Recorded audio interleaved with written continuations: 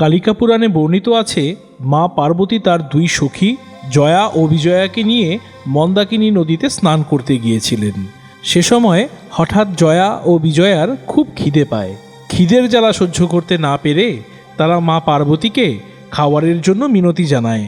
অসহ্য খিদের যন্ত্রণায় যখন পাণ্ডুর বর্ণ হয় তাদের মুখ, দেবী তখন নিজ হস্তে নিজের মস্তক ছেদন করেন এবং তা ধারণ করেন বাম হস্তে।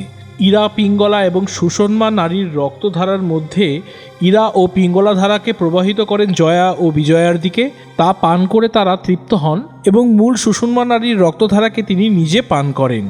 দেবীর এই মূর্তিকে ছিন্নমস্তা রূপ বলা হয়।